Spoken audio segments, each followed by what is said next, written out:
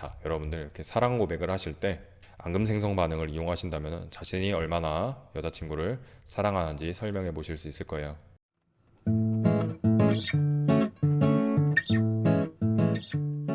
여러분들 반갑습니다. 드디어 마지막 단원으로 왔습니다. 마지막 단원의 마지막 내용입니다. 여러분들 잘 해봅시다 오늘. 자, 숨은 이온 찾기 이어서 해봅시다. 숨은 이온 찾기에 보면은 여러분들이 지난 시간 내용 사실 반강제로 주입되었을 거라고 나는 생각을 해요. 실제로 와닿은 친구들이 얼마나 있을지 모르겠어요. 그래서 한 번 더 체크해보기 위해서 그림으로 한번 좀 준비를 해봤습니다. 앙금 반응이 일어날 수 있는 두 가지 용액을 준비를 해봤어요. 하나는 염화나트륨 수용액이고요. 하나는 질산은 수용액이에요. 두 개를 이렇게 쓱 까볼 거예요.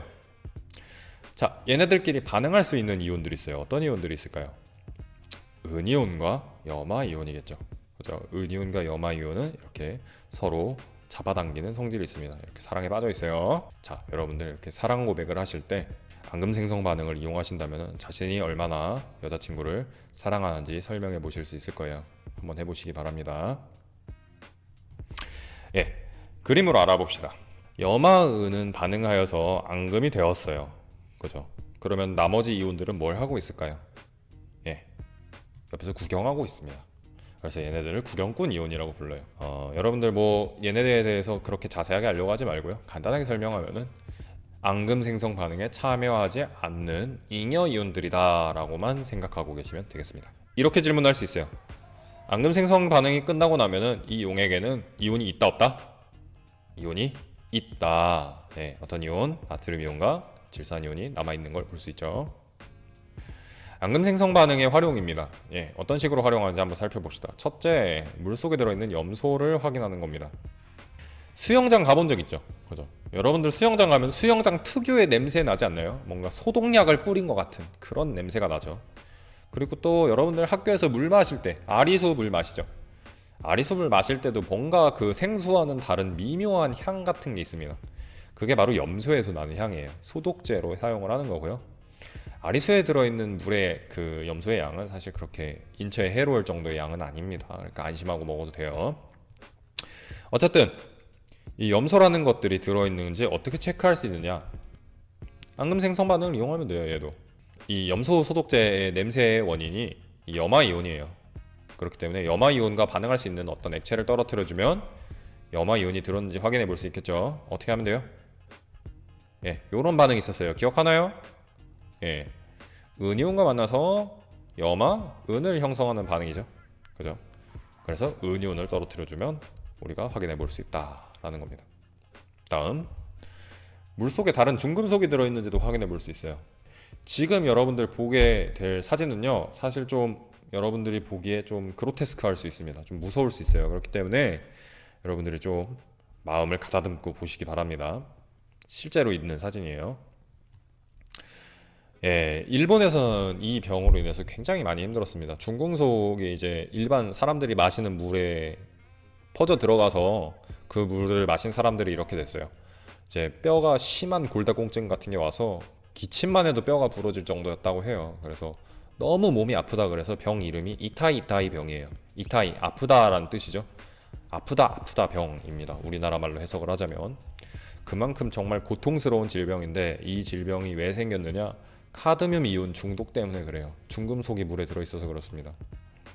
그래서 선생님이 이제 여러분들이 학교에 오진 않았지만 미세먼지도 위험하다고 하는 게 미세먼지도 떠다니는 사실 중금속이에요. 그렇기 때문에 여러분들이 마스크 필터 꼭 착용하셔서 이런 중금속이 몸으로 흡수되는 거를 막아주어야 됩니다. 자, 카드뮴 이온이 중독되었을 때 이런 문제가 생길 수 있습니다. 그러면 어떻게 하면 좋을까요? 카드뮴 이온을 제거해 주거나 검출할 수 있다면 우리가 이거를 마시지 않을 수 있겠죠. 자, 어떻게 확인할까? 혹은 어떻게 제거할까?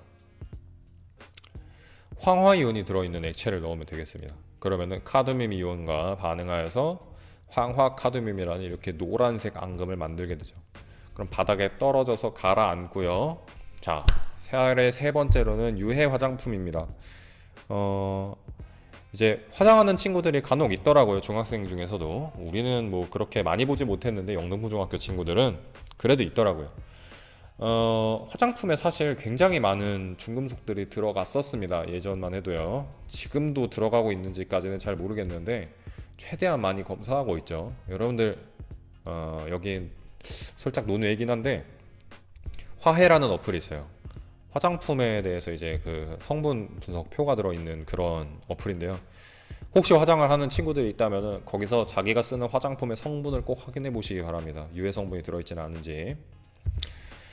과거에는 화장품이나 페인트 같은데 납이 굉장히 많이 들어갔어요. 왜 들어갔냐면요, 이 납이라는 게 착색을 시키는데 굉장히 큰 효과를 갖고 있어요. 그렇기 때문에 납을 많이 썼습니다.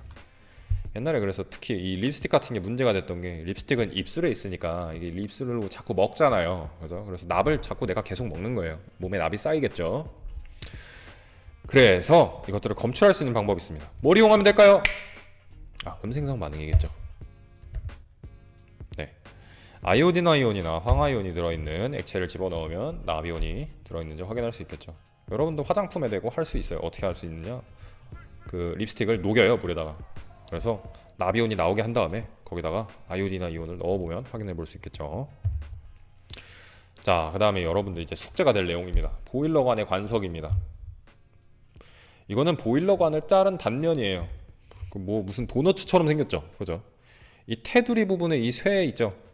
여기만 보일러관이고요. 이 나머지 안은요 다 돌로 찬 거예요. 이 돌이 사실 앙금입니다. 예. 그럼 여러분들의 숙제입니다. 이제 자, 이 보일러관의 관석은 어떤 앙금으로 되어 있을까요? 관석을 만드는 두 이온이랑 두 이온이 만나서 생긴 앙금의 이름을 여러분들 조사해 주세요. 네, 그래서 오늘 숙제가 그렇게 어렵지는 않을 겁니다. 여러분들 검색 조금만 해보면 금방 나오는 내용이니까 여러분들이 들었는지만 확인하려고 내는 숙제예요. 조사해서 여러분들 제출해 주시면 되겠습니다. 평소처럼. 이상으로 여러분들 물질의 구성 단원이 끝났습니다. 축하합니다. 여러분들 궁금한 거 있으시면 유튜브 댓글이나 아니면은 구글 클래스룸에 달아주시면 좋을 것 같아요. 그리고 시간 나면은 구독과 좋아요도 부탁드립니다. 알람 설정도 하면 좋고요. 안녕.